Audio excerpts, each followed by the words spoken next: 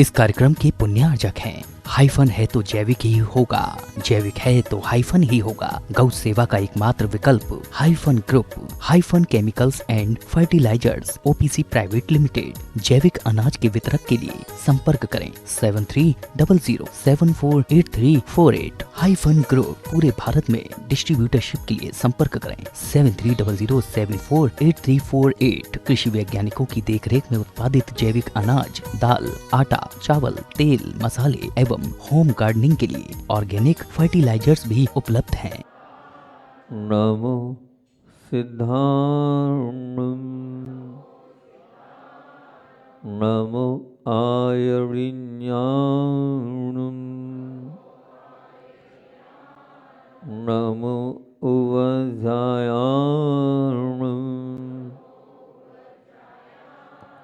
नमो लोय सवसाहुणम।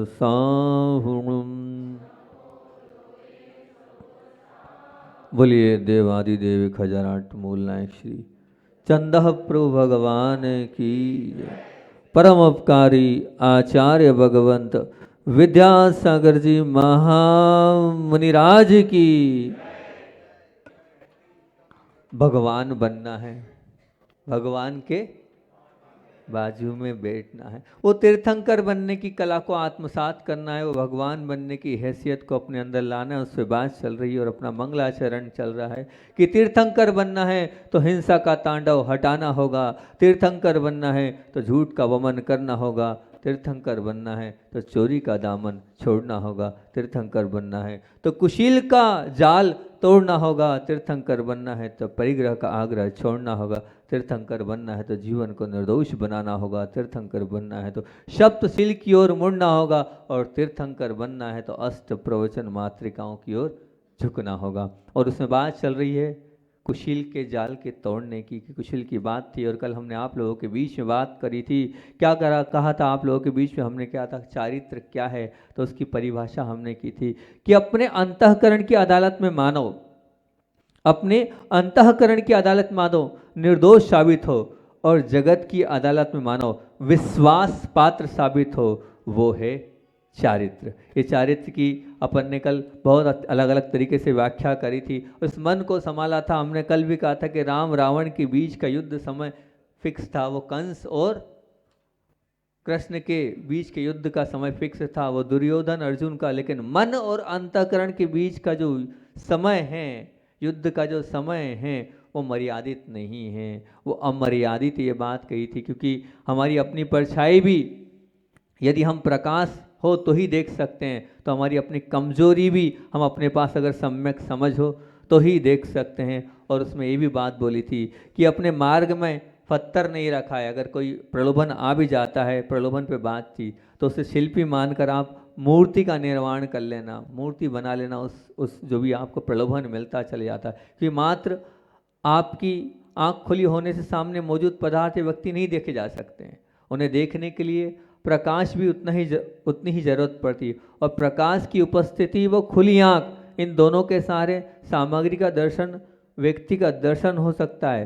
पर वो कब ज्ञान का आप जब आप उपयोग करोगे, अनेक पदार्थों की जब समझ होगी, पाप पुण्य की व्यवस्थित जानकारी, उसके बाद ही उसके अनुरूप ही अगर आचरण होगा तभी होगा। मतलब समझ के अनुरूप जीवन ना हो और बोध के अनुरूप वर्तन ना हो तो उस ज्ञानी का कोई अर्थ नहीं, वो ज्ञानी ही नहीं है।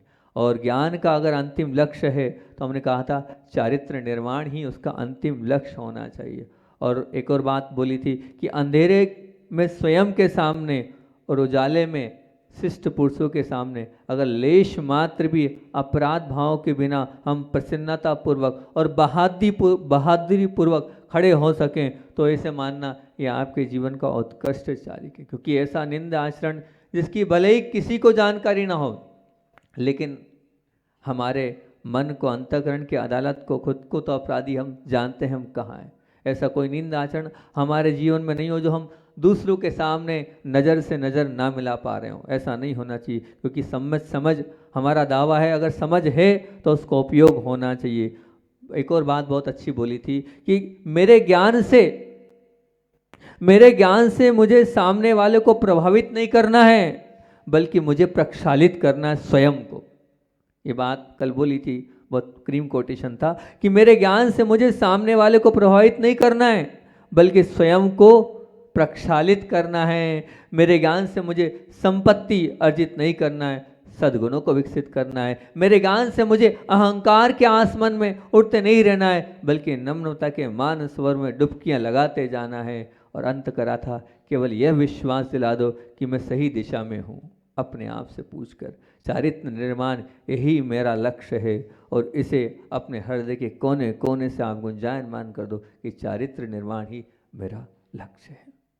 चारित्र निर्माण करना बहुत टेढ़ी खीर है, बहुत मुश्किल खीर है, क्योंकि 108 मंजिल का वो मकान हो, चाहे वो 504 मंजिल का वो टावर हो, उस पर खड़े रहना सरल है, पर चारित्र की इमारत की ऊंचाई पर ले जाना और जीवन भर उस ऊंचाई को कायम रखना मन के लिए एक बहुत बड़ी चुनौती होती है, एक बहुत बड़ी चुनौती होती है। इस चुनौती के लिए स्वीकार करने की अगर आपके जीवन में सार्थकता है, नहीं चाहे जो हो जाए मेरा चारित्र निर्मल और पवित्र ही बना रहेगा। आज इसी चारित्र को और अलग तरीके से कहते हैं, बहुत अच्छी कारिका आएगी, नहीं औषधि ज्ञानात एवं व्याधि प्रशम। क्या अर्थ हुआ इसका? औषधि के ज्ञान मात्र से रोग उपशांत नहीं हो जाता है। औषधि का ज्ञान कर लिया, उससे मैंने आपको बता भी दिया, ये उसके ज्ञान भर से कुछ नहीं होता है। जैसे मान लीजिए घर में अंधेरा था, आपने लाइट चालू करी, उजाला भी हो गया, उजाले से प्रकाश भी हो गया। उस लाइट के उजाले में अब आपने देखा घर में बहुत सारा कचरा पड़ा है, अब वो आपको दिखाई भी दे रहा है, पर जब तक आप हाथ में क्या नहीं लोगे, झाड़ू नहीं लोगे, तो तब तक वो कचरा दूर हो सकता है क्या? प्रयास तो आपको करना पड़ेगा ना, कचरे को हटाने का प्रयास तो करना पड़ेगा, नहीं तो वो कचरा ज्यों का त्यों पड़ा रहेगा। वो प्रकाश निरर्थक है, जब तक आप प्रयास नहीं करोगे तो प्रकाश निरर्थक है। मतलब ज्ञान आपको जानकारी तो दे देगा, वो प्रकाश जानकारी तो दे रहा है, परंतु जानकारी देने के बाद अगर आप वहाँ रुक जाते हैं तो ज्ञान से आपको कुछ जानने को नहीं मिलेगा। उसके लाभ पाने के आप जो रहेंगे वो क्या रह जाएंगे? वंचित रह जाएंगे। इसीलिए नुकसान से बचने के लिए पुरुषार्थ तो आपको करना ही होगा। बिल्कुल नहीं करोगे तो क्या होगा? ज्ञान वो ज्ञान वो नहीं कर सकता है, मतलब ज्ञान कुछ नहीं करेगा, ज्ञान जानकारी देगा। करने का प्रयास किसको करना पड़ेगा? आपको। मतलब इससे क्या संदेश स्पष्ट हो रहा है कि जानना अलग है और पाना अलग है। जानना अलग है और पाना अलग है। देख लेना अलग है और पहुंच जाना अलग है। देख लेना अलग है और पहुंच जाना अलग है। जानने के लिए ज्ञान चाहिए, पर पाने के लिए आचरण ही चाहिए। क्या बोला? जानने के लिए ज्ञान चाहिए, पर पाने के लिए तो आचरण ही चाहिए। वर्तमान युग में एक बहुत बड़ी आश्चर्य यह सृजित हुआ है कि सुख को पाने के लिए और दुख को दूर करने के लिए इंसान को जहाँ से भी जानकारी मिलती है उसके लिए वो पुरुषार्थ करता ही करता है। चाहे बस उसको क्या करना है, अपने जीवन में सुख चाहिए और अपने जीवन से दुख को निकालना है। तो वो जहाँ जैसा जिस प्रकार से बोलेगा वो बिल्कुल उसकी बात मानता चला जाएगा और वो फॉलो अपने जीवन में करता चला जाएगा। क्योंकि उसे क्या चाहिए? उसे सुख चाहिए। और उसे क्या नहीं चाहिए? उसे दुख नहीं चाहिए। हर व्यक्ति की ये मानसिकता है, चाहे छोटा हो चाहे बड़ा हो। यहाँ तक कि छोड़ो, वो चींटी भी होगी तो भी क्या करेगी? आप हाथ रख दोगे तो वो रास्ता बदल देगी। तो सुख दुख के पीछे पूरा वो पुरुषार्थ करता ही रहता है। पैसा कमाने का मार्ग जान लेने के बाद वो हाथ पे हाथ धरकर बैठता नहीं है, वो बाजार में जाता है। बाजार में जाने के बाद वो ग्राहकों को भी संभालता है, ग्राहकों से ही बात करता है, माल खरीदता भी है और माल बेचता भी है। घर में नहीं बैठे रहते। आप लोग घर में तो नहीं बैठते ना? क्यों भाई? राजू भाई घर में तो नहीं बैठते? जाते हो ना? जाना पड़ता है ना? जाना ही पड़ेगा। नहीं भाई, नहीं बैठे रहते। बिल्कुल सही है ना ये सब कुछ? बिल्कुल ठीक, बहुत अच्छी बात है। अब मान लीजिए उसी तरह मैंने आपसे कहा ना ब्याल कि शरीर को रोग मुक्त करने की जानकारी प्राप्त करने लेने के बाद आप क्या करते हो? चादर तान कर सो नहीं जाते हो। भाई जो उन्होंने बोला है वो पथ्य का भी पालन करते हो। उन्होंने कहा डायबिटीज से शक्कर नहीं लेना, तो आप शक्कर नहीं लोगे। और जो उन्होंने बोला है ऐसे पथ्य पालन करना, वैसा पथ्य पालन करोगे। अब डॉक्टर ने कह दिया ऑपरेशन कराना पड़ेगा, तो आप ऑपरेशन भी कराओगे, सब कराओगे। जो बोला सब कराओगे।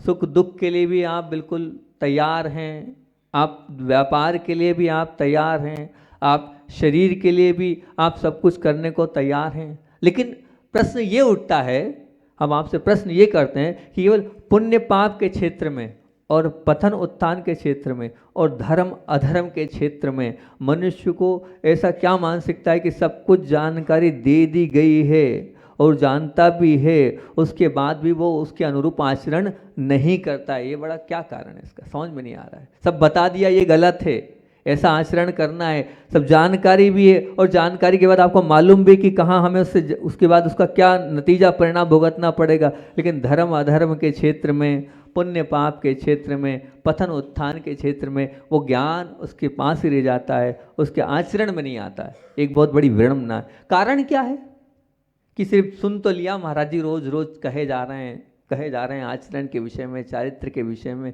चोरी के विषय में कहा आपसे, सत्य के विषय में कहा आपने, सब सुनते हैं। एक दिन नहीं, 5-5, 7-7, 8-8, 10-10 दिन तक एक ही विषय को लेकर हम प्रवचन कर रहे हैं।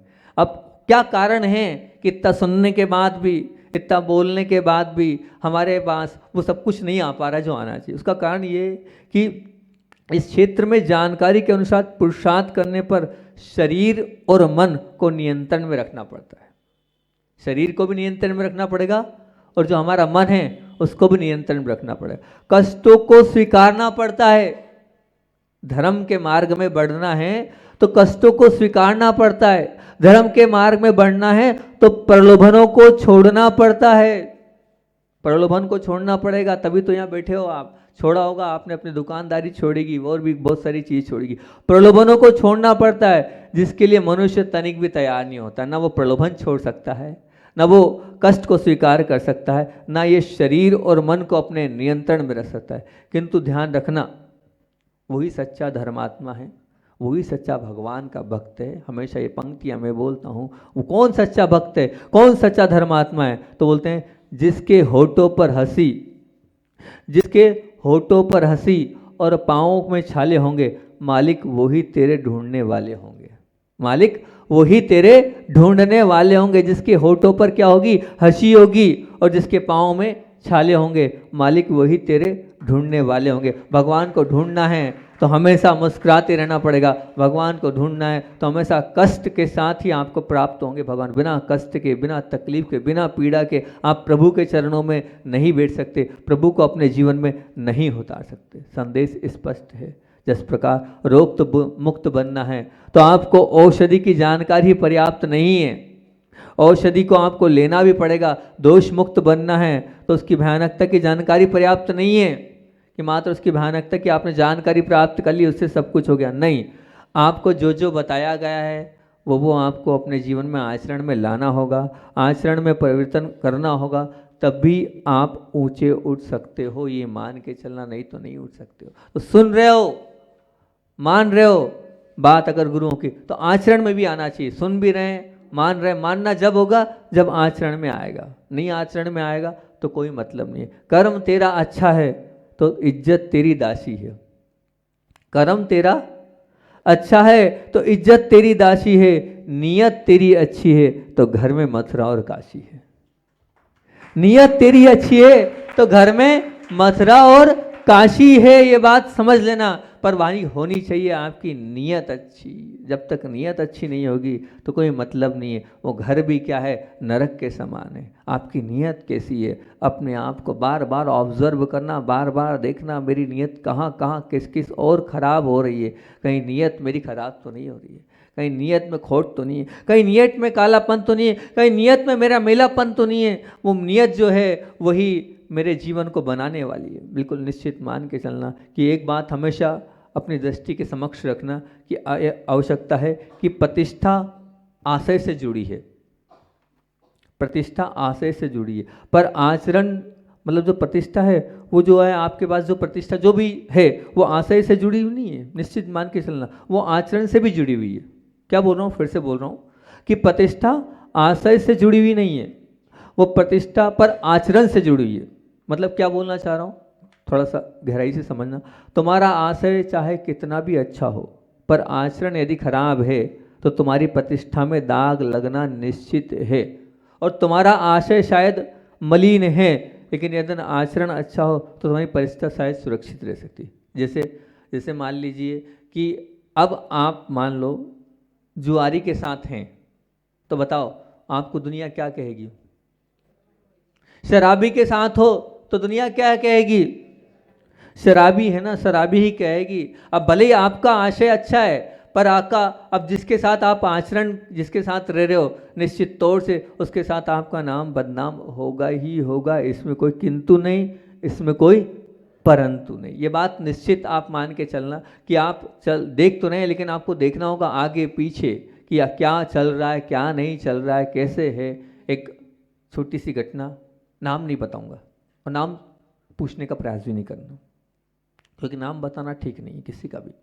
हम ब्रह्मचर्य अवस्था में थे घर पे, और देखो मतलब कैसी विडंबना है और कैसी बात है। ऐसा सुनकर और समझकर ऐसा लगता है क्या है, विचार कैसे कैसे हो जाते हैं।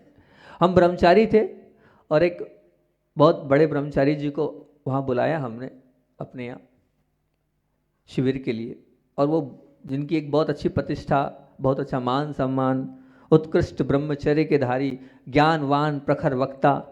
और हुआ ये कि किसी बहन जो बाहर से आई हुई थी, मोटिवेशनली उसको व्रत के लिए उसको आगे बढ़ाने की भावना से वो समझा रहे होंगे।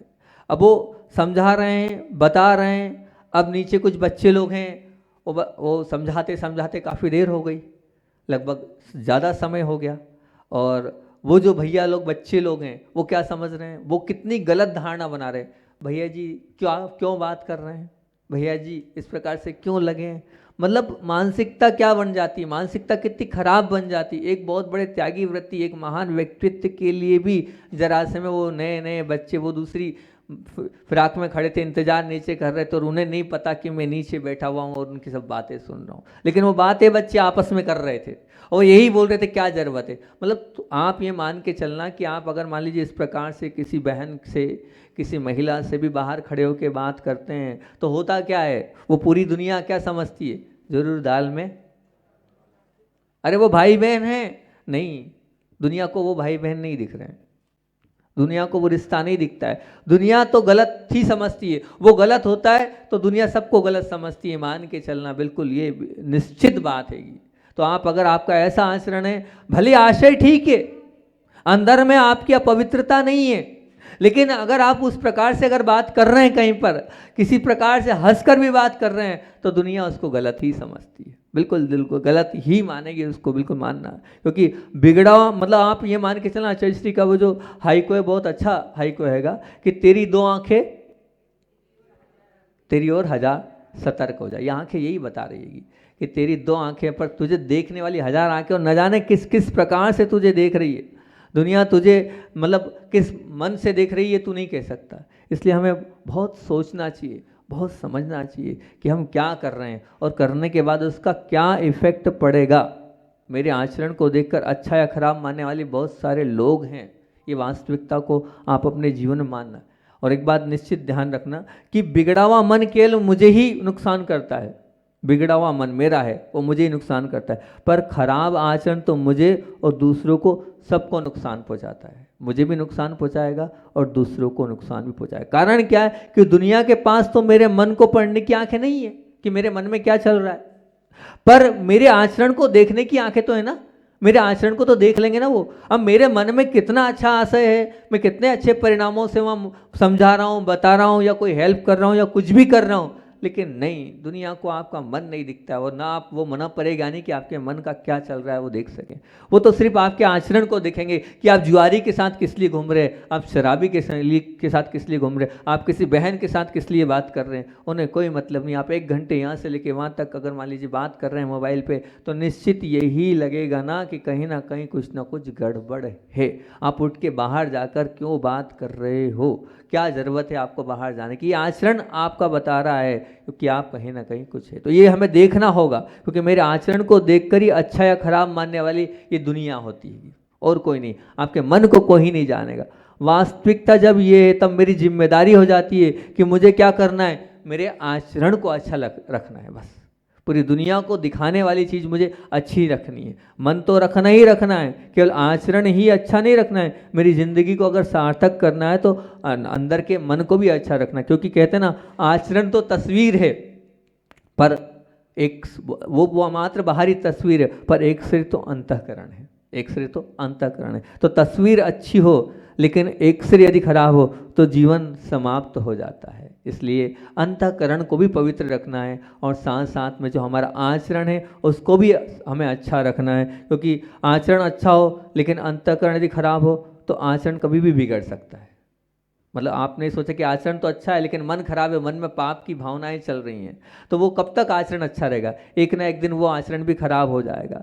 इसका अर्थ है कि यदि मैं आचरण से लंबे समय तक अच्छा रखना चाहता हूँ तो मुझे मेरे अंतःकरण को भी पवित्र रखना ही है, मेरे मन को भी पवित्र रखना ही है। मेरा मन पवित्र नहीं तो आचरण निश्चित खराब होगा। आचरण और अंतःकरण के बीच में कार्य कारण भाव का संबंध है। जब कार्य जैसा होगा कारण वैसे अपने आप उत्पन्न होते चले जाएंगे। इसलिए अंतःकरण यदि अच्छा है तो आचरण भी 100% अच्छा ही है, और अगर आचरण अच्छा है तो अंतःकरण 100% अच्छा हो ये तो निश्चित नहीं है, क्योंकि संदेश स्पष्ट है। आप जगत की अदालत में सम्मान के साथ खड़ा रहना है तो मुझे मेरे आचरण को अच्छा रखना है, मुझे आचरण को संभालना है, मेरे आचरण को बार बार ऑब्जर्व करना है। ये बार बार कह रहा हूँ मैं, देखो अपने आप को, परखो अपने आप को, अपने भावों को टटोलो आप। मैं कहीं गड़बड़ा तो नहीं रहा हूँ, मैं कहीं गलत तो नहीं जा रहा हूँ, मेरी अंदर कहीं अपवित्रता तो नहीं आ रही। मेरे अंतःकरण की अदालत में मुझे यदि सम्मान के साथ खड़ा रहना है तो मुझे मेरी नीयत को, मेरे इदारों, मेरे अंदर के जो इरादे हैं उसे हमेशा निर्मल बनाए रखना होगा। नहीं, अगर हम निर्मल बना पाएंगे, अगर हम नहीं अपने आप को अच्छा बना पाएंगे तो हमारा जीवन लुट जाएगा, हमारा जीवन पिट जाएगा, हमारे जीवन की सार्थकता नहीं रहेगी, हमारे जीवन की पवित्रता समाप्त हो जाएगी। इसलिए बार बार बार बार अपनी नीयत को टटोलो। नियत का आप समझते हो नहीं समझते हो? नियत का अर्थ समझते हो? क्या कहलाती है नियत? नियत किसको कहते हैं? नियत मतलब अंदर की जो हमारी परिणाम हैं वो नियत कहलाती है। वही हमारे अंदर क्या है, किस प्रकार के, ये समझना चाहिए। नियत नहीं ठीक तो आप ठीक बिल्कुल नहीं हो सकते, ना ही रह पाओगे। मान लीजिए पैकिंग सुंदर और अंदर का माल भी अच्छा, पैकिंग सुंदर है और अंदर का माल भी अच्छा है, एक चीज़। पैकिंग खराब और अंदर का माल अच्छा, दूसरी चीज़। तीसरी चीज़, पैकिंग अच्छी पर अंदर का माल सड़ा हुआ, तीसरी चीज़। इन तीन विकल्पों में से आप कौन सा विकल्प पसंद करोगे? पहला मतलब पैकिंग सुंदर और अंदर का माल भी सुंदर। पैकिंग खराब पर अंदर का माल अच्छा, शायद ये भी ले सकते हो, है ना? क्या बात है, माल तो अच्छा मिल रहा है, पैकिंग भले ही कैसी भी हो लेकिन माल तो अच्छा है ना, तो ले सकते हो। ये संभव ना हो तो दूसरे नंबर के विकल्प को तो आप पसंद कर ही लोगे, पर तीसरा विकल्प तो कभी नहीं लोगे ना। पैकिंग भी खराब और माल भी खराब। कोई बात नहीं, बहुत अच्छी। अब मैं आपसे पूछता हूँ, ये बात आपने बोल दी, अब मैं आपकी बात आपसे करता हूँ, ठीक है ना? ये तो आपने जवाब मेरे को सभी लोगों ने दे दिया, बड़े समझदार हो आप। अब आप अपने आप से पूछना और अपने आप की बात अपने आप से करना। आचरण अच्छा और अंतःकरण भी निर्दोष, ये पहली कंडीशन। आचरण अच्छा, अंतःकरण भी निर्दोष। दूसरा है आचरण कमजोर पर अंतःकरण पवित्र। तीसरा, आचरण अच्छा पर अंतःकरण क्या? दंभी, दिखा, मतलब झूठा। आप कौन सा विकल्प पसंद करोगे? हैं? पहला, आचरण अच्छा और अंतःकरण मतलब अंदर से भी हम निर्दोष, पहला। दूसरा, आचरण कमजोर है पर अंतःकरण पवित्र। और तीसरा, आचरण अच्छा है पर अंतःकरण दंभी। तो तीसरे को पसंद कर लोगे? नहीं करोगे ना, बिल्कुल नहीं करोगे ना, तीन काल में नहीं करोगे। तीनों विकल्प आपके सामने, प्रथम नंबर आचरण अंतर, तो आप शायद इसको पहले करोगे। संभव ना हो तो फिर भी आचरण कमजोर है कम से कम, लेकिन अंतःकरण पवित्र है। लेकिन आचरण अच्छा, दिखने में सामने अच्छा दिख रहा है और मन जो है उसमें अपवित्रता है, तो आप बिल्कुल भी नहीं पसंद करोगे। ये बिल्कुल आप मानते हो आचरण अच्छा, अंतःकरण दंभी नहीं। तो इसलिए अब आप किस में हो? आप दिखावे के सबके सामने अच्छे हो कि अंदर से अच्छे हो? आप सिर्फ हमारे लिए बता रहे हो कि महाराज जी हम अच्छे हैं, या प्रभु और गुरु के सामने आप अच्छे हो कि अंदर से भी आप अच्छे हो? अभी आपको वही व्यक्ति ज़्यादा पसंद आ रहा है, कौन सा? जो अंदर से भी अच्छा हो और बाहर से भी अच्छा हो। ठीक, कोई बात नहीं, अगर ये पसंद है, आपको आ रहा है, आपको अच्छा लग रहा है, तो क्या वास्तविकता में आप ऐसे हो? यहाँ 3 लोग के नाथ के दरबार में बैठे हो, बता तो दो कि आप वास्तविकता में आचरण भी अच्छा है आपका और अंतःकरण भी निर्दोष है, दोनों आपकी में पवित्रता निर्मलता है। जो चीज़ आपको अच्छी लग रही है, जो आप थोक बजा के कह रहे हो कि हाँ हमें पैकिंग भी अच्छी चाहिए और माल भी अच्छा चाहिए, वही आप खरीदते हो। जब खरीदने में इतना ध्यान रखते हो कि वो माल अच्छा आना चाहिए, तो वो भी हम आपसे पूछ रहे हैं कि जब वो अच्छा चाहिए आपको, तो ये बाहरी पैकिंग है आपका आचरण, ये क्या है? ये बाहरी स्वरूप जो है, ये जो है आपका, वो क्या है? पैकिंग। वो पैकिंग तो बहुत सुंदर आपने बना रखी है, लेकिन अगर माल अंदर खराब होता तो आप कहते हो नहीं लेना, क्या काम का? पैकिंग से क्या लेना देना? पैकिंग कोई काम की नहीं हैगी। पैकिंग को खाएंगे क्या हम? वो बाहर का जो पैकेट है, बिस्किट या जो भी आप लेते हैं बाहर की चीज़, उस पैकिंग को खाओगे क्या आप? वो बाहर का जो शर्ट है या आपका पैंट, उसकी बाहर की पैकिंग को आप लोगे क्या? पहनोगे किसको? अंदर के कपड़े को। खाओगे किसको? अंदर के भोजन को। पैकिंग से कोई लेना देना नहीं। पैकिंग कितनी भी सुंदर हो, आचरण बहुत सुंदर नहीं चाहिए हमें। हमें तो अंतःकरण सुंदर चाहिए, हमें वो माल अंदर का सुंदर चाहिए, तब हम उसको खा पाएंगे, तब उसको हम पहन पाएंगे। जब वो प्रैक्टिकली आपको इतना अच्छा समझ में आ रहा है और आप अपने जीवन में उसको अपना भी रहे हो, तो फिर आपका बाहरी आचरण, आप दिखावे वाला आचरण तो अच्छा कर रहे हो, दुनिया को तो अच्छा बता रहे हो, दुनिया के सामने तो अच्छी प्रस्तुति कर रहे हो, लेकिन मन को अभी आप पवित्र नहीं कर पा रहे हो। मन को पवित्र करो। जैसे आप बाहर अच्छा बता रहे हो, वैसे आप अंदर अच्छे हो जाओगे, तो निश्चित तौर से आपका वो आचरण भी बहुत अच्छा और बहुत महान बन जाएगा। भावना ये है कि आप अंदर से भी अच्छे बन जाओ, अच्छे हो, दिख भी रहे हो, और बाहर से तो दिख रहे हो लेकिन अंदर से भी अच्छे हो जाओ, यही भावना है। आचार्य भगवान की संस्मरण को सुनाता हूँ। आचार्य भगवान का वो संस्मरण, जो आचार्य भगवान जब दीक्षा के लिए अजमेर पहुँचे थे, उस समय क्या है, नसिया जी, सोनी जी की नसिया जी के सामने वहाँ रहते थे, तो एक माता ने अपनी बात बताई कि जब आचार्य भगवान उस वक्त ज्ञान सागर जी महाराज जी की औषधि के लिए, प्राशुक जल आदि के लिए हमारे चौके में, मतलब हमारे यहाँ शुद्ध भोजन बनता था, तो आते थे। तब जब आते थे तो अब होता ये था कि वो तो थे महाराष्ट्रियन, कन्नड़ के, अब वो कुछ समझते नहीं थे, वो क्या बोल रहे हैं, ना हम कुछ बोलते थे तो वो समझते थे। तो हमारे बाजू में एक महाराष्ट्रियन थी, उनको हम बुला के लाते थे, दादी को, वो उनकी बात समझती थी, वो इनको हिंदी में सुनाती थी। इस प्रकार से जो है बातों का मेल जोल हमारे होता था, ना वो समझते थे ना हम समझते थे, लेकिन हमने देखा वो बहुत गंभीर रहते थे, नीचे निगाह उनके पूरे समय रहती थी। और जब उनसे और दूसरी बातें पूछते थे तो बिल्कुल वो इतने कम शब्दों में और नपे तुले शब्दों में, और फिर वो जो शब्द थे हिंदी के वो याद करते थे, फिर अगले दिन आके पूछते थे इसका यही अर्थ है ना, मतलब इस प्रकार से वो अपनी टूटी फूटी हिंदी में बोलते थे। एक दिन उनसे हमने कहा कि भैया जी, आपको कुछ खाना पीना हो, कुछ करना हो तो आप आ जाए करें घर। ये जो घर, इस घर को आप अपना घर समझना। क्या बोला? इस घर को आप अपना घर समझना। आचार्य श्री जी ने जवाब दिया, बड़ा लाजवाब था। बोले घर तो छोड़ दिया, घर तो छोड़ दिया, अपना कोई घर नहीं होता है। जब सब कुछ छोड़ना है, जब सब कुछ छोड़ना ही पड़ता है तो फिर मैं पकड़ूं क्यों? जब सब कुछ छोड़ना ही पड़ता है तो फिर पकड़ना क्या और पकड़ू क्यों मैं? इसलिए मेरा घर नहीं है, मेरा कोई घर नहीं, मेरी तो मात्र आत्मा ही घर है, उसके अलावा मेरा कोई भी घर नहीं है। बोलिए आचार्य भगवान विद्यासागर जी महामुनि राज की। बोलिए देवादिदेव का जराट मोल नायक श्री चंदा प्रभु भगवान की। आचार्य भगवंत विद्यासागर जी महामुनि राज की।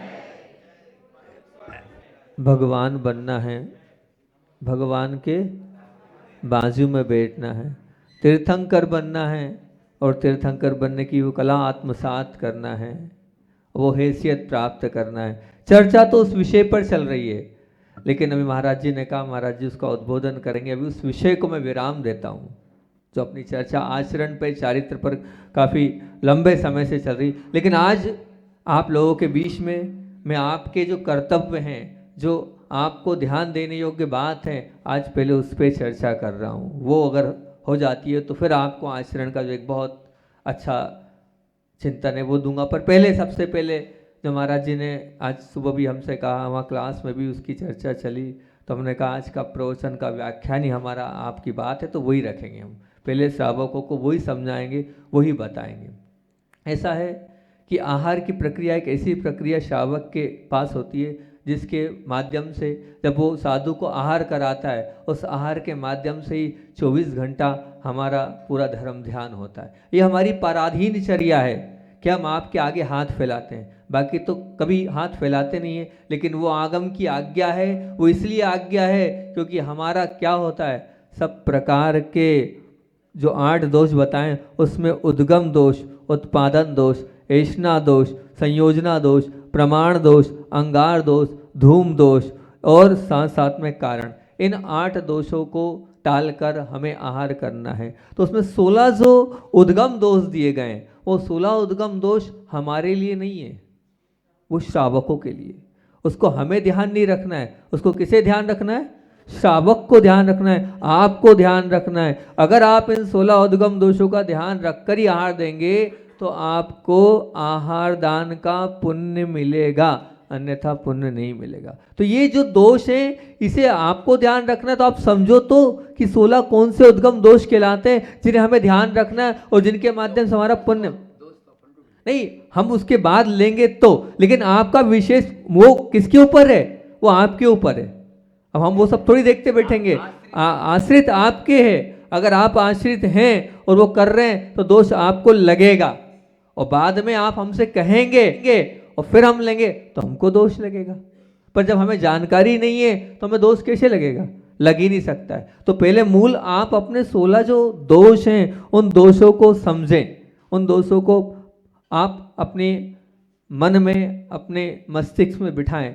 सबसे पहला दोष है इसमें 16 दोषों में, जो सबसे पहले दोष है औद्देशिक दोष, दूसरा है अध्यधि दोष, तीसरा है पूति दोष, चौथा है मिश्र दोष, पांचवा है स्थापित दोष, छठवा है बलि दोष, सातवां है परवर्तित दोष, आठवां है प्रदुष्कार दोष, नौवां है कृत दोष, 10वां है प्रामश्य दोष, 11वां है परिवर्तिक दोष, 12वां है हविघट दोष, 13वां है उद्भिन्न दोष, 14 है मालारोह दोष, 15 है आच्छेद दोष और 16वां है अनिशिष्ट दोष। ये 16 दोष हमने आपके सामने रख दिए हैं। अब इन 16 दोषों को आप समझ लें, क्योंकि आहार सबको देना है, देना है ना, सबको देना है, सबको आहार दान का पुण्य का लाभ लेना है। तो उस आहार दान के पुण्य के लाभ के लिए इन 16 दोषों को आपके बीच में रख रहा हूँ। सबसे पहला दोष उद्देशिक दोष।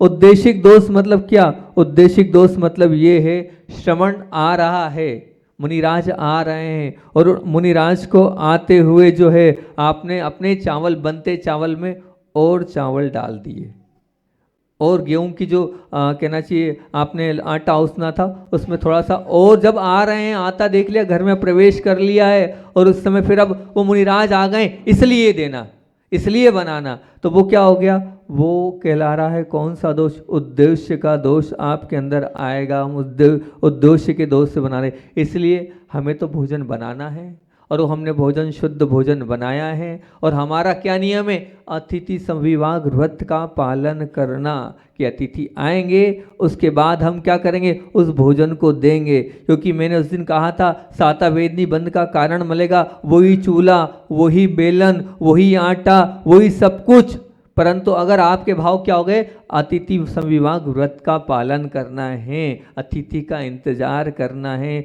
उसके बाद आहार मैं स्वयं करूंगा। तो बिल्कुल अतिथि के आप निमित्त से बना, लेकिन कब, पहले से, उनके आने के बाद अगर डाल रहे हैं, उनके उद्देश्य से कर रहे हैं तो नहीं, जो आपने आहार बनाया वो मैं भी करूंगा और जो मुनिराज है उनके लिए भी करूंगा, इसमें से कुछ ना कुछ उसमें भी मैं दान करूंगा। ये क्या कहलाता, अतिथि संविवाह व्रत। लेकिन उद्देश्य के साथ अगर आपने बनाया है तो वो कहलाएगा उद्देशिक दोष। वो प्रथम दोष यहाँ कहलाता है उद्देश्य। दूसरा क्या कहला रहा है, या देवता या पाखंडी के निमित्त से बनाया है और वो अगर आपने तैयार किया, उनके उद्देश्य से तैयार किया है और फिर मुनिराज आ गए तो उनको दे दिया, तो ये भी कहलाएगा उद्देशिक दोष। 4 प्रकार के यहाँ पर उद्देश्य में आए थे कि या तो किन्हीं पाखंडियों के निमित्त से बनाया है, या मान लीजिए आपने किसी श्रमण से मतलब जो बौद्ध आदि श्रमण उनके निमित्त से बनाया है, या फिर ये मान के चलें आपने सीधे सीधे मुनि महाराज के लिए बनाया है तो भी उद्देश्य में इन फलाने मुनिराज को दूंगा, नहीं।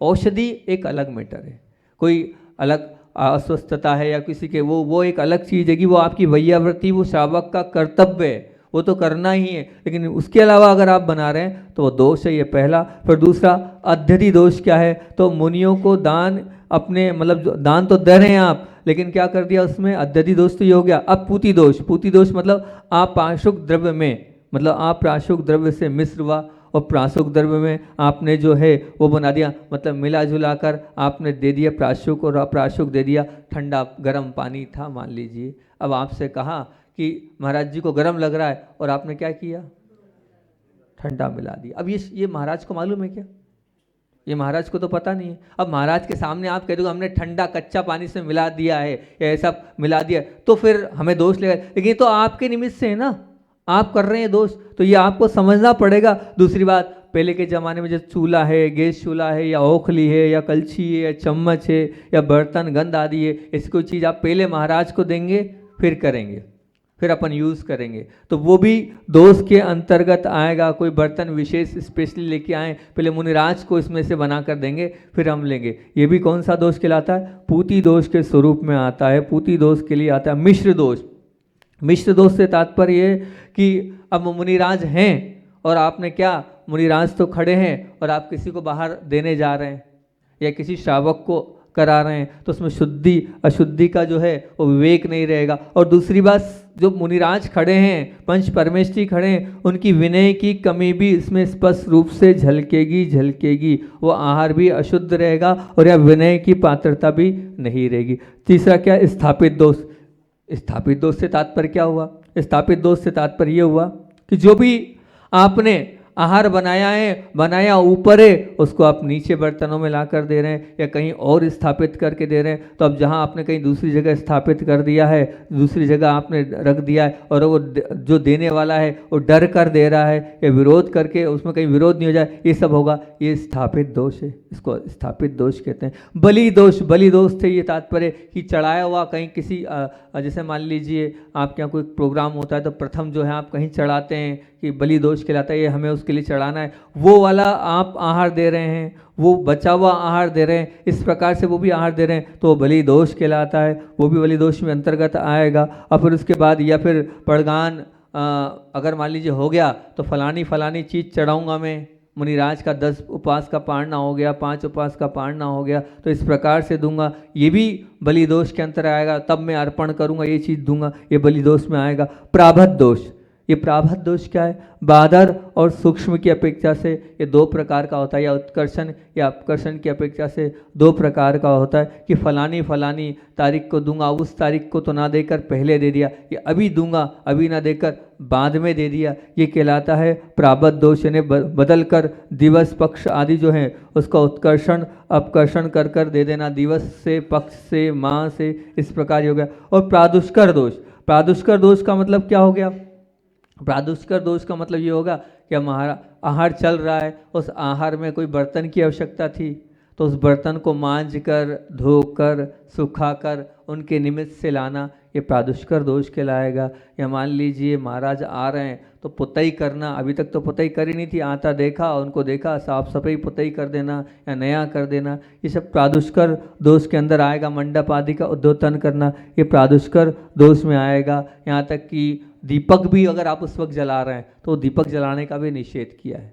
आप पूजन में अगर दीपक जला रहे हैं तो दीपक जला रहे हैं, तो अब ये आपको समझना चाहिए कि उस वक्त आप क्या आरंभ का काम कर रहे हैं, वो आरंभ के काम का भी वहाँ पर मना किया। कृतकर दोष, कृतकर मतलब द्रव्य और भाव से, यहाँ मतलब कुछ भी 2 प्रकार का हो सकता है, सचित आदि वस्तुएं देकर। अब महाराज जी आ गए, ये सचित वस्तु ले लो और हमें आप कुछ दे दो, तो ये या फिर आपके पास कोई विद्या है या कोई मंत्र आदि है। उस पूर्व जमाने में विद्या मंत्र का भी बहुत महत्व होता था। उन विद्या या मंत्र आदि को देकर और फिर आहार लेना, है ना, उससे इसके बदले में लेना, ये क्रीत कर दोष होगा। इसमें भी क्या होगा कि अब ये जो क्रीत कर दोष तो है, इसमें क्रीत तो ले तो रहे हैं, अब सामने वाले को भी इसमें संकल्प विकल्प हो रहा है कि मैंने तो जो है वस्तु ज़्यादा दे दी या मैंने जल्दबाजी में वस्तु कम ले ली, ये दोष लगेगा। दूसरा है ऋण। ऋण यानी क्या हुआ, भात आदि वस्तु कर्ज रूप में लेना, भैया अभी दे दो, अभी आ गए हैं मुनिराज, और फिर उसके बाद आपने उनसे ली और ली तो हम इतनी वापस दे देंगे, या फिर आपको ब्याज सहित देंगे, 1 किलो लिए तो 1.25 किलो देंगे, या 500 रुपये हैं तो 600 रुपये आपको दे देंगे। तो ये ब्याज सहित देना, ये सब जो है ये ऋण दोष में आएगा। ये भी किसके हवाले है, ये भी श्रावक के ही हवाले, ये भी श्रावक के ही दोष है। परावर्त दोष, परावर्त दोष का मतलब ये है, या अक्सर श्रावकों के बीच में होता है, भैया तुम एक काम करना, तुम जो है वो पराठे बना लेना, हम रोटी बना लेंगे। अगर तुम्हारे यहाँ महाराज आ गए तो तुम्हारे यहाँ से रोटी हमारे आ जाएगी और पराठा तुम्हारे यहाँ से चलेगा। या कोई भी और दूसरी मिठाई है, ये सेव नमकीन तुम बना लेना, ये मीठा तुम बना लेना, ये वाला मीठा आप बना लेना, ये वाला मीठा आप बना लेना। ये बदलाहट जो हो रही है, परिवर्तन सामग्रियों का जो हो रहा है, ये परावर्त दोष है। अपनी जितनी सामर्थ्य है आप उतनी अपने हिसाब से करो। आप 10 नहीं 20 नहीं चीज़ बनाने का क्यों भाव रख रहे हो? आप तो 4 वस्तु बनाओ, वो 4 वस्तु जो बना रहे हो वो अपने स्वयं के निमित्त से बनाओ। उसमें से कोई आता है तो उसको दो। लेने का व्यवहार आगम में नहीं आया है, मतलब एक्सचेंज का व्यवहार आहार का ऐसा आगम में नहीं आया, ये करते हैं तो ये दोष है। फिर उसके बाद क्या, देश, अब अभिघट दोष कह रहे हैं। इसको बहुत, यही मूल था, इसको ही समझाना था कि अभिघट दोष क्या है। अभिघट दोष को आप समझ लें, मुख्य विषय आज का अभिघट दोष, यहाँ तक पूरी बात आई। और अभिघट दोष 2 प्रकार का होता है, एक देशाभिघट और एक सर्वाभिघट। देशाभिघट कभी 2 भेद होते हैं, एक होता है आचिन्ह और एक होता है अनाचिन्ह। आचिन्ह का मतलब क्या होता है? आचिन्ह से तात्पर्य ये है कि आपने, अगर आपको आहार देने जाना भी है, तो अगर कहीं जाना भी है तो जो रसोई है, पक्की रसोई से मीन्स जो होती है रोटी है, दाल है, सब्जी आदि है, जो पक्की रसोई होती है उसको पक्की रसोई कहते हैं। वो कहाँ तक देने जा सकते हैं?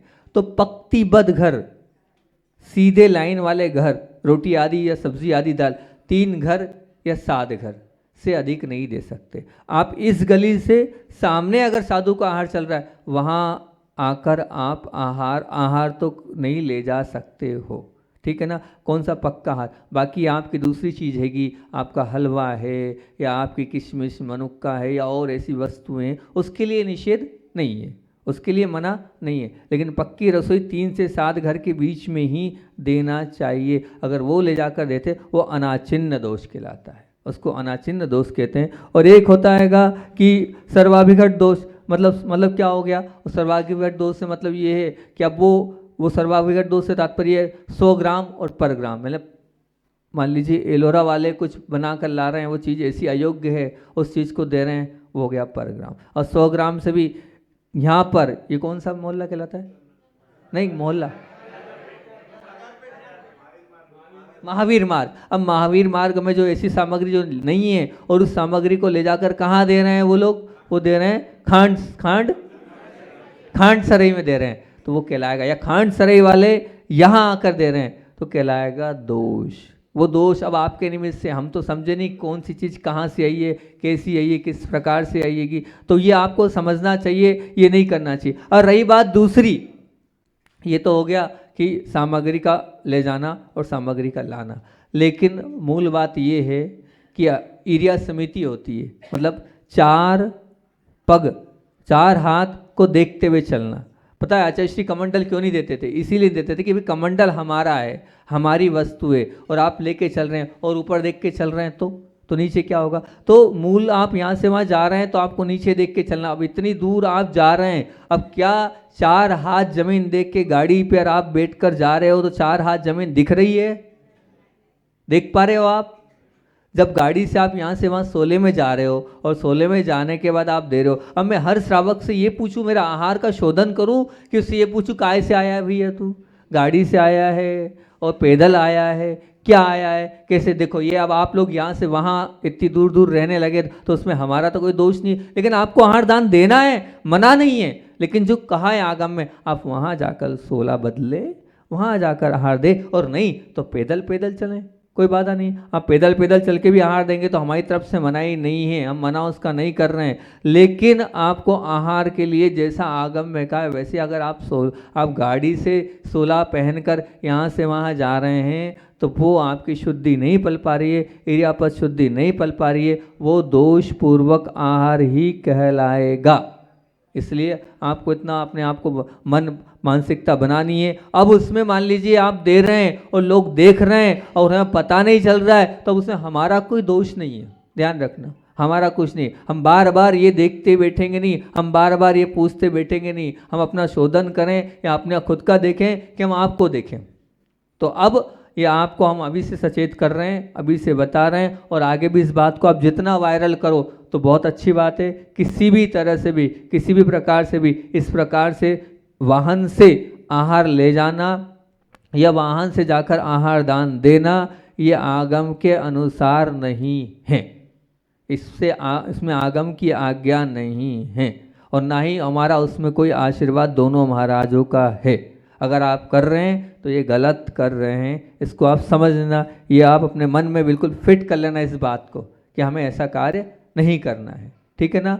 अब बार बार हम नहीं बोलेंगे, चाहे तो आप यहाँ पर मंदिर के बाहर बोर्ड पर भी इस चीज़ को लिख दो, क्योंकि बहुत सारे लोगों ने ये बात नहीं सुनी है। तो जब नहीं सुनी है तो आप वहाँ तक आप जो है सब तक इन बातों को पहुँचा दो, ये पहुँचाने का कर्तव्य है, ये स्वाध्याय का फल आपको मिलेगा। जितनी ज़्यादा इस बात को वायरल करोगे बहुत अच्छी बात रहेगी, ये आपके लिए क्या रहेगा, आपको दूसरों को बताने से आपका पुण्य बढ़ेगा। लेकिन अब दोबारा ये गलती नहीं होना चाहिए, और दोबारा इसका वापस से पुनः हमारे कान पर अगर बात आई तो फिर एक बात ध्यान रखना, प्रायश्चित हमारे लिए का है तो फिर हम आहार में कुछ ना कुछ सामग्री का त्याग कर देंगे, ठीक है ना। बार बार पूछेंगे तो नहीं, अगर किसी ने किया आप लोगों की गलती से तो हम कोई ना कोई या तो रस का त्याग कर देंगे या कोई ना कोई अन्न का त्याग कर देंगे, खुली बात है। अब क्योंकि अब जब सीधी उंगली से घी निकल नहीं रहा है तो टेढ़ी उंगली करना पड़ेगी, हमें कुछ त्याग करना पड़ेगा भैया, क्या करें, आप मान नहीं रहे हो तो अब ये करेंगे। अब तो इसलिए आपको हम कड़क भाषा में बोल रहे हैं, किसी भी प्रकार से गलती नहीं होना चाहिए। 5 अब अगला हैगा माला राउंड। अब देखो हमारे हिसाब से तो ऐसा है कि जितनी ज़्यादा नहीं जी, हाँ वही बता रहे, हमारे हिसाब से तो हम तो ये कहेंगे कि आप शुद्धि का जितना विवेक रखेंगे उतनी अच्छी बात है। कि भगवान के पूजन अभिषेक के, सुनो तो वही बता रहे, भगवान के पूजन अभिषेक के वस्त्र आप अलग रखो और आहार दान के वस्त्र आप अलग रखो। कौन सी कमी है आपके पास बताओ तो। आप ये प्रश्न पूछ रहे हो, जरा सी देर में आप 10-10 मिनट कपड़े बदलते हो, दुकान के अलग, घर के अलग, नाइट ड्रेस अलग, ये ड्रेस अलग, तो 2 ड्रेस इसकी नहीं हो सकती क्या आपके पास, क्या बात है।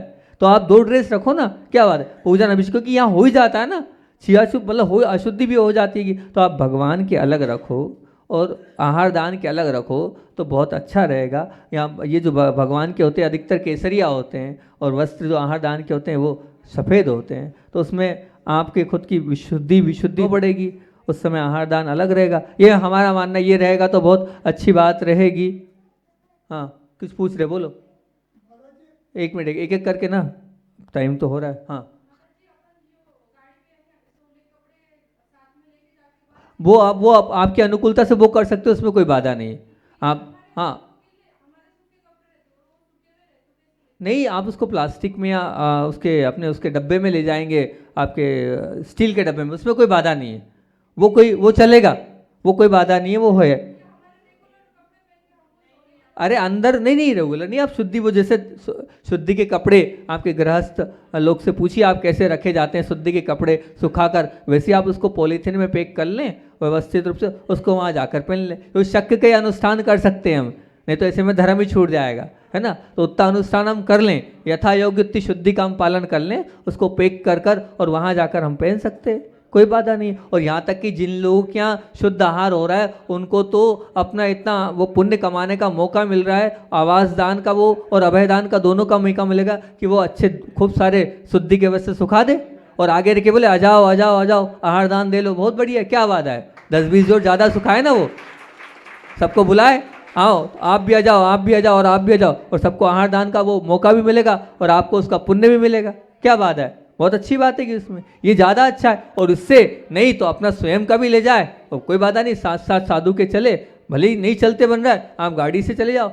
वहाँ जाकर आप चेंज कर लो और फिर आहार दान दे लो, कोई बाधा नहीं, वो भी कर सकते हो, उसमें कहीं कोई आगम से मतलब निषेध नहीं है कि आप ऐसा नहीं कर सकते हो, कर होता है, क्योंकि अगर हम ऐसा नहीं करेंगे तो फिर अपन अपने पुण्य दान के अवसर से वंचित रह जाएंगे, वंचित भी नहीं रहना है और कार्य भी करना है। अब इतनी इतनी दूर दूर घर हो गए और आपकी सामर्थ्य चलने की नहीं है, तो आप अपने हिसाब से इसको अपने विवेक और अपनी बुद्धि के साथ आप उसको कर सकते हो। तो ये, और अगला मालारोहण दोष पूरे, क्योंकि पूरे दोष कम पूरे बता ही दें, 2-3 और रह गए, मूल तो हमें यही दोष बताना था, इसी की चर्चा चल रही थी, तो ये आपके लिए हमने बता ही दिया है। और अगला जो महत्वपूर्ण दोष है वो कौन सा है, तो अगला हैगा मालारोहण दोष। मालारोहण मतलब ये अभी तो नहीं हो पाता हैगा मालारोहण दोष।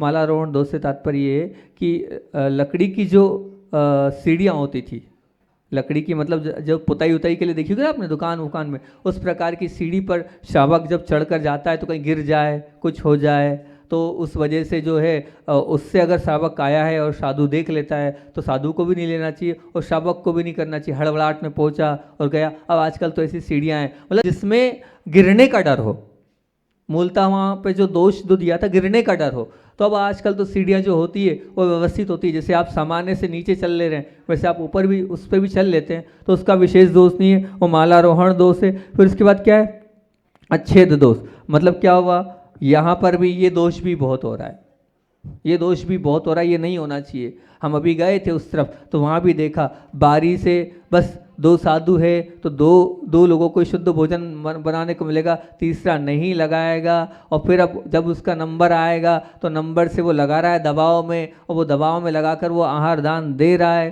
तो ये ठीक इसको अत्यधि दोष बोलते हैं, ये आगम के अनुसार से दोष है, बारी बारी से। कल ही हमारे पास एक चर्चा आई, हमने कहा भैया कर मत लेना, बोले महाराज जी आप इधर भी जाते हो, वो कौन सा जो अपने पांड्या जी जिधर रहते हैं वो अलग एरिया, हाँ बोले वो अलग हो गया, ये अलग हो गया, ये अलग हो गया, अब परसों हम सब जगह घूमे, बोले आप महाराज एक आर्य के पास में इतना घूम रहे, हम एक एरिया बांध देते हैं उधर वहीं वहीं के लोग। मैंने कहा करना मत ऐसा, ये बिल्कुल नहीं करना, सब लोगों को अपना पुण्य कमाने दो, जहाँ जिसका पुण्य होगा वहाँ साधु रुकेगा, सामर्थ्य हमारी होगी तो द्वार तक पहुँचेंगे, नहीं तो जहाँ तक होगा वहाँ तक होगा, लेकिन ये मत बांधना कि ये वाले घर को लगाना है और वो वाला घर नहीं लगाएगा, इतना एरिया नहीं, ऐसा आगम में कहीं नहीं आया है। और बारी वाला सिस्टम बिल्कुल नहीं आया है, बारी मत बांधो, 2 महाराज है 2 महाराज है 2 ही लगेंगे, तीसरा नहीं, तीसरा खाली चले गया तो गए काम से, पूरा पाप कमा लिया आपने कि तीसरा खाली चलेगा। अरे हमें तो अपना पुण्य का मौका मिला है, हम तो खड़े होंगे, शुद्ध भोजन बनाएंगे और साधु का इंतजार करेंगे, आ गया तो बहुत अच्छी बात है, खाली चलेगा तो वो तो और अच्छी बात है, क्या बात है उसमें। अरे जितने इंतजार से आपको साधु का पड़गान मिलेगा उतना ही अच्छा है ना, उतनी विशुद्धि बढ़ेगी। एक शावक आया उनके यहाँ, उस शावक के शब्द सुनना, क्या शब्द थे उसके, वो शब्द ये थे कि उसके यहाँ गुरुदेव का आहार 4 महीने बाद पूरा चातुर्मास निकल गया, शुरू से लेके आखिरी तक शुद्ध भोजन बनाया उसने, और 4 महीने कभी उसके माथे पर सल नहीं देखा लोगों का, और साधु इतने कम, और कहाँ 20-20, 25-25 साधु का उनके पड़गान और आहार नहीं हो रहा है। और जब आचार्य भगवान के आहार हुए, जब महाराज जी ने पूछा तो क्या बोले, बोले महाराज जी मेरी तो प्रतिदिन विशुद्धि बढ़ती चली गई, विशुद्धि बढ़ती चली गई, आएंगे गुरुदेव आएंगे, गुरुदेव आएंगे, गुरुदेव आएंगे। 4 महीने अगर पहले दिन हो जाता तो ये 4 महीने मिलता क्या मुझे मौका, बताओ मुझे मौका मिलता क्या, बोले नहीं मिलता। मैं अपने जीवन की घटना बताता हूँ, पूरे बच्चों लोगों को तैयार करके गुरुदेव नेमावर में थे, और तब पता चला कि छोटा स्थान है और इतना बड़ा, इतनी सारी आरिकाएँ, पूरी आरिकाएँ आई थी और महाराज लोग आए थे, पूरे लोग आए थे, तो हम सब बच्चे लोगों ने क्या किया, एक हमने सोचा अपन भी शुद्ध भोजन करेंगे और कराएंगे, इस भाव से पूरे बच्चों ने वहाँ जाकर जो है शुद्ध भोजन की तैयारी करी और शुद्ध भोजन बनाना प्रारंभ किया। अब जो आचार्य भगवान थे, सब जगह भोजन आहार हो रहा है उनका, इधर भी हो रहा, उधर भी हो रहा, सामने भी हो रहा, सब जगह हो रहा है, और जो वैसे भी बहुत कम वहाँ वो थे तो गुरुदेव का नंबर लग जाता था। 8 दिन हो गए, 10 दिन हो गए, 15 दिन हो गए, सब जो है हम हताश से हो गए। अच्छा जेक भी लगाने आदर्शमती जी पहुंच गई, बड़े महाराज पहुंच गए, आचार्य जी मुस्कुरा देते, आशीर्वाद देते। उनका आहार 28वें दिन हुआ गुरुदेव का, तो मेरी आंख से आंसू आ गए। और आचार्य जी से, क्योंकि बड़ा मैं ही था उस वक्त, तो मेरी आंख से आंसू आ गए। मैंने आचार्य जी इतना इंतजार कराया। बोले भैया अगर पहले आ जाता इतने दिन रुकते क्या, इतने दिन रुकते क्या। वो 28 दिन पहली बार रुका, इतना ज़्यादा संघ से जुड़ गया कि यहाँ तक आ गया मैं, यहाँ तक आ गया मैं।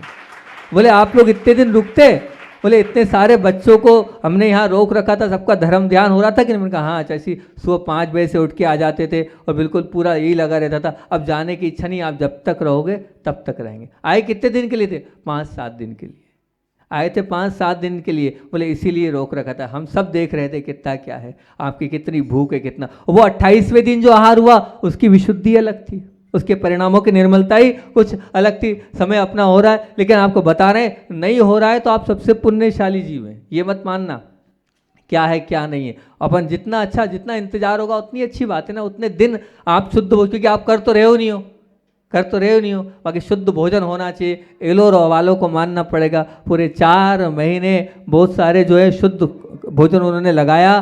पड़गान के लिए खड़े होते थे 25-2 एक महाराज, कभी कभी तो एक ही महाराज, एक दिन तो एक ही महाराज, 24 जगह शुद्ध भोजन बना एक महाराज के लिए। देखो तो सही आप, क्या है ये जो बैठे एलोरा वाले के बैठे 15 महीने 1.5 2 महीने में इनका नंबर आया, लेकिन कभी उफ नहीं किया कि महाराज क्या है, क्या आप ऐसा है। बस हम अपने लिए बना रहे हैं, और साधु आएगा तो शती से पुण्य कमाया उन्होंने। ये आहार दान की प्रक्रिया को तो आप समझो किस प्रकार की ये आहार दान की प्रक्रिया, क्या ये आहार दान कहलाता है। इससे, इस आहार दान के पुण्य से मैंने एक दिन पूरा बताया था कहाँ से कहाँ आप पहुँच जाओगे। ये जो भीम का जो शरीर है तभी मिलता है जब आप इसे आहार दान विशुद्ध भावना से और शुद्ध भावना से आहार दान करोगे, नहीं तो नहीं मिलने वाला। साता वेदनी के कारण में दिया है आहार दान।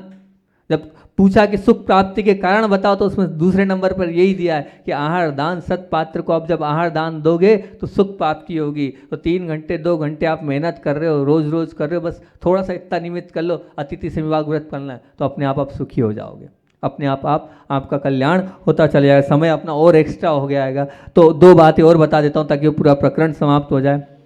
कि अब कौन सा वाला रह गया? हाँ, दबाव में देना, नंबर में देना, अब इसमें देना, ये भी क्या कहलाएगा? ये भी दोष है। इसको भी आप दोष मान के चलना कि हमारा नंबर आया है तो हमें चौका लगाना पड़ेगा, नहीं तो समाज के हमारे अध्यक्ष जी क्या बोलेंगे, बाकी बड़े लोग क्या बोलेंगे। इस दबाव में चौका नहीं लगाना। और फिर उसके बाद क्या? अनिशार्थ दोष। अनिशार्थ दोष मतलब यानी जो हमारा नहीं है उसके बाद भी देना। इसलिए आहार दान देने जाओ, कुछ न कुछ लेके जाओ। भले महाराज जी नहीं ले रहे, वहीं का आप चौके का दे दो, लेकिन कुछ ऐसी वस्तु तो लेके जाओ, और हो सके तो वो दे दो। वो चौके वाला नहीं ले रहा तो भी, या फिर नौकर आदि से आहार दिलाना, ये अनिशार्थ दोष कहलाता है। ऐसे पूरे 16 दोष श्रावक से संबंधित है। इसको आपको सोचना चाहिए, समझना चाहिए, और इस प्रक्रिया को समझकर अपना आप पुण्य बढ़ाएं, यही भावना है। अपना प्रकरण तो दूसरा था, लेकिन आज ये आहार दान का प्रकरण निकल गया तो बता दिया। आचरण और चारित्र की बात चल रही थी, उसकी बात अपन अब कल करेंगे। बोलिए आचार्य भवन विद्यासागर जी महामुनि राज की।